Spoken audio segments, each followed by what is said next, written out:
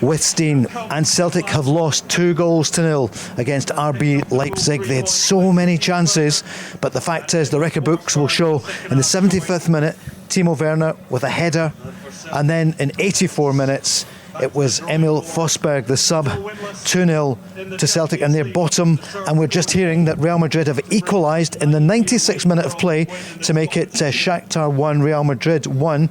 John Hartson's here, Mark Guidi as well. So Real Madrid after the 4 games on 10 points. Leipzig in second position now on 6. Shakhtar on 5, and Celtic on 1. John, what's your immediate reaction tonight? Obviously bitterly disappointed. Celtic, they had 16 attempts, only 2 on target. Yeah, well, we said before the game, I've got to say, to be honest, I think Celtic have had really good moments in almost every game, but the lack of being clinical in front of goal, a little bit of luck as well, the ball bouncing to you in the right moments and things like this. So I'm not going to be critical at all, because I think Celtic have had a real good go. The effort levels have been outstanding in all the games. They've given absolutely everything, and it's just not gone their way. I think the lack of that little bit of composure in front of goal, as you know, Celtic will rue them opportunities. And we said before the game, let's not be talking about more opportunities, and it's not as if they're not creating chances or getting the right balls into the box.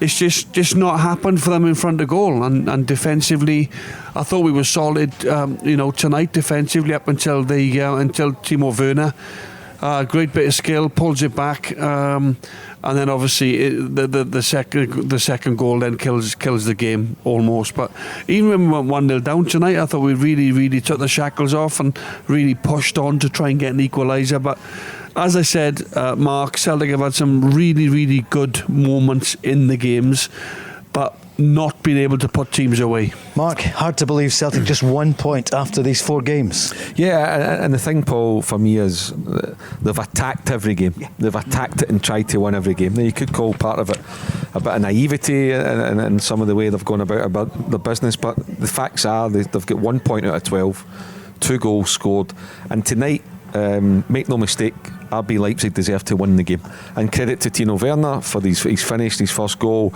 and his layoff for Forsberg to make it 2-0, 75th minute and the 84th minute. I said before the game that Celtic need to show composure in the final third. I think there's been a bit of anxiety, and again I think that was in evidence tonight. They lacked composure, they looked anxious, and I think, Paul, when you get into the final third in around the penalty box in European games, particularly again tonight, it's almost as if they're thinking too much, they're overthinking, whereas in domestic games it's coming naturally. They're having a go, they're hitting the target, they're scoring goals, because they were a goal machine for a while. Yeah, they were for a number of weeks. So listen, that last goal, as we're coming onto the show here, the podcast, we're saying Celtic's out. Real Madrid have scored in stoppage time, so Celtic are still having a chance. They're bottom of the section. They need to win the last 2 games to have a chance of even finishing in third place, never mind still staying in the Champions League. It looks finished now, Paul. It looks finished, but they still owe it to the supporters and to themselves to go and put a show on against Shakhtar in a fortnight's time.